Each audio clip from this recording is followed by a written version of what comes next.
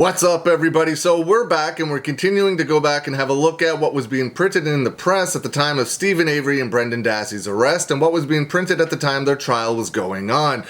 Now we are back to July 6, 2006, and this first article is from the Madison, Wisconsin State Journal. It states, Stephen Avery's bail reduction denied by judge. A judge denied a request on Wednesday to reduce the $750,000 bond for Stephen Avery. Manitowoc County Circuit Court Judge Patrick Willis made the ruling at the end of a day-long hearing where defense attorneys and the district attorney made arguments regarding several motions filed earlier. The judge stated there was no measurable change in the circumstances since the $750,000 cash bail was set. The judge will hear more arguments on July 19th and August 9th on a dozen other motions.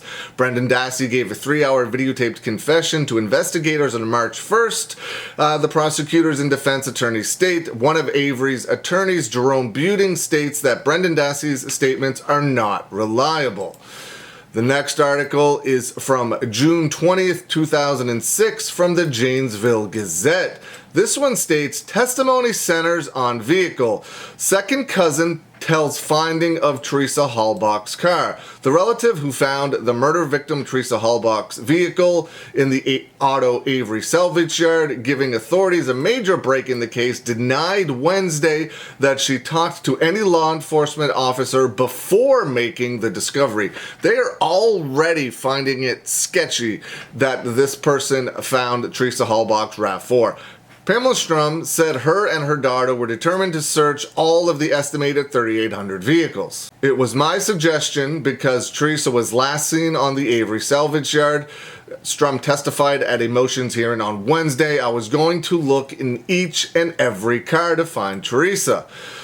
They had searched about 25 minutes before finding Teresa Halbach's vehicle. I believe God led us the way through prayer, is what she stated. Defense lawyers contend that an affidavit police used to get a search warrant for the salvage yard contained alleged untruthful statements, and evidence obtained with the warrant should not be allowed.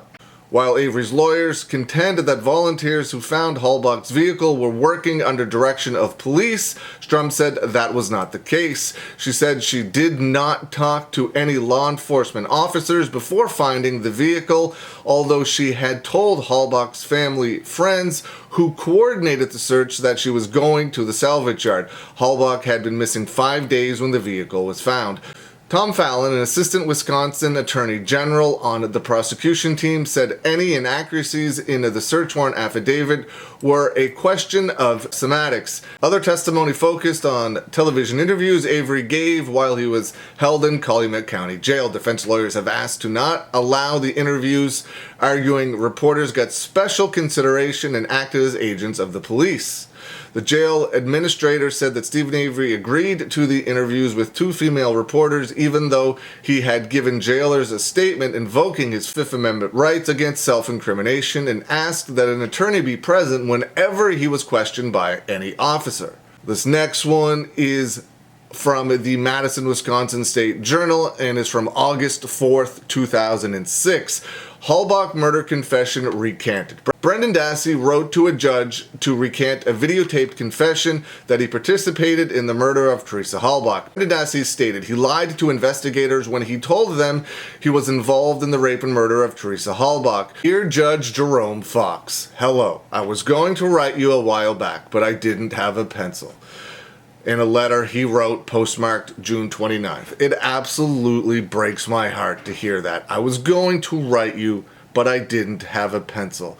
This is the person they think committed those horrendous crimes. Just absolutely horrible. All of the statements that I gave to investigators are not the truth, the letter said. Avery's trial is expected to begin October 16th and Brendan Dassey's on February 5th.